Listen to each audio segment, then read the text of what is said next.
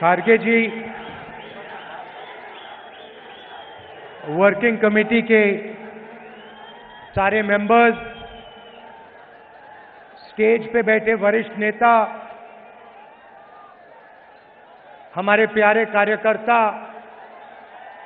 भाइयों और बहनों, प्रेस के हमारे मित्रों, आप सबका यहां बहुत बहुत स्वागत, नमस्कार। ఖార్గే గారు, వర్కింగ్ కమిటీ సభ్యులు, వేదిక మీద పెద్దలు, ప్రియమైన కార్యకర్తలు, ప్రెస్ వాళ్ళకి అందరూ కూడా నమస్కారం। राजनीति में बहुत जरूरी होता है कि हमें मालूम हो कि हम किससे लड़ रहे हैं। రాజకీయాల్లో మనం ఎవరితో పోరాడుతున్నామో స్పష్టంగా మనకు అవగాహన ఉండాలి। जो शक्ति हमारे खिलाफ खड़ी है वो क्या है, ये समझना सबसे जरूरी चीज होती है।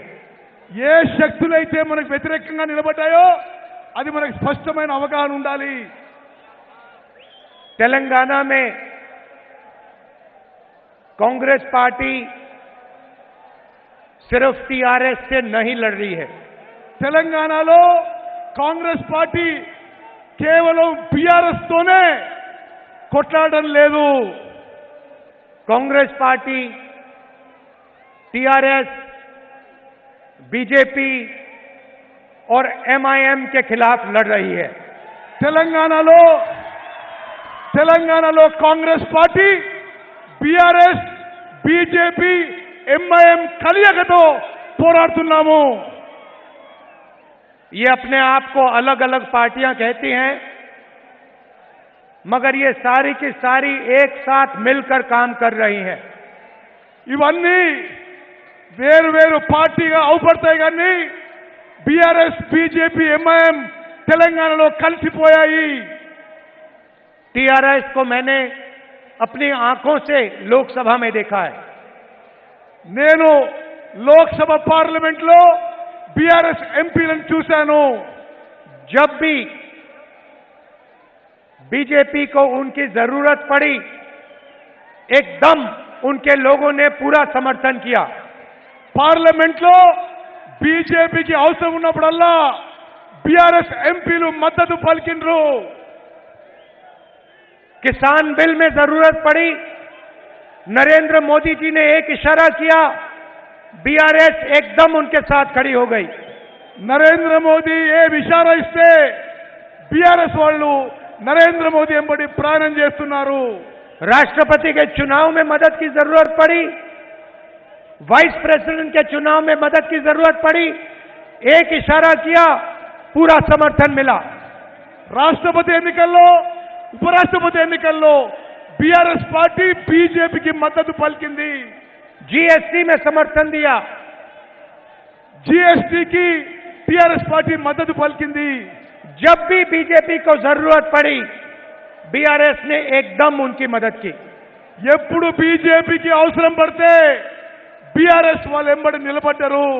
आज देखिए, हमने आज पब्लिक मीटिंग के लिए दिन चुना, तीनों के तीनों ने अपनी मीटिंग एक साथ की। ఈ రోజు మనం మీటింగ్ పెట్టుకున్నామని ముగ్గురికి ముగ్గురు మన మీటింగ్ డిస్టర్బ్ చేయడానికి వాళ్ళు వేరే మీటింగ్ పెట్టుకున్నారు। क्यों? क्योंकि हमारी मीटिंग को वो तीनों के तीनों डिस्टर्ब करना चाहते थे। బీజేపీ, బీఆర్ఎస్, ఎంఐఎం మూడు పార్టీలు కూడా మన మీటింగ్ డిస్టర్బ్ చేసుకోవాలని ఈ రోజు మీటింగ్ పెట్టడం జరిగింది। मगर तेलंगाना ने कांग्रेस पार्टी को इतनी शक्ति दी कि मीटिंग को नहीं डिस्टर्ब कर पाए। కానీ తెలంగాణలో కాంగ్రెస్ పార్టీకి బలంగా ఉంది, ఎవరు డిస్టర్బ్ చేసే అవకాశం లేదు।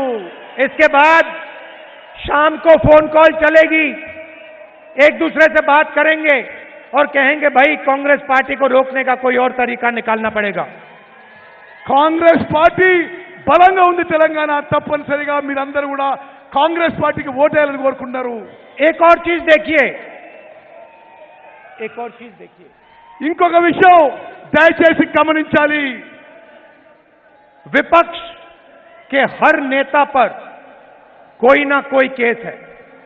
ప్రతిపక్షాల అందరి నాయకులపై ఏదో ఒక కేసు ఉన్నది. ईडी, सीबीआई, इनकम टैक्स, सारे के सारे विपक्ष के नेताओं के पीछे पड़े रहते हैं. ఈడీ, సిబిఐ, ఇన్కమ్ ట్యాక్స్ డిపార్ట్మెంట్లు ప్రతిపక్ష నాయకులు అందరిపైన కూడా కేసులు పెట్టడం జరిగింది. मगर तेलंगाना के चीफ मिनिस्टर के खिलाफ कोई केस नहीं है. కానీ తెలంగాణ ముఖ్యమంత్రి కేసీఆర్ పై బీజేపీ వాళ్ళు ఏ కేసు పెట్టలేదు. एमआईएम के नेताओं के खिलाफ कोई केस नहीं है. ఎంఐఎం నాయకులపై ఏ కేసులు పెట్టలేదు. सिर्फ विपक्ष पर आक्रमण होता है. కేవలం ప్రతిపక్ష నాయకులపైనే కేసులు పెట్టారు. नरेंद्र मोदी जी अपने लोगों पे कभी आक्रमण नहीं करते हैं. నరేంద్ర మోదీ తన సొంత మనుషులపై కేసులు పెట్టడు. అందుకోసమే కేసీఆర్ ఓవైసీపై కేసు పెట్టలేదు. वो आपके चीफ मिनिस्टर को और एमआईएम को अपना मानते हैं, इसलिए इन लोगों पे कोई भी केस नहीं है. నరేంద్ర మోదీ గారు ముఖ్యమంత్రి కేసీఆర్ అసౌద్దీన్ ఓవైసీని తన మనుషులుగా భావిస్తాడు కాబట్టి వాళ్ళ మీద ఏ కేసులు పెట్టలేదు. भ्रष्टाचार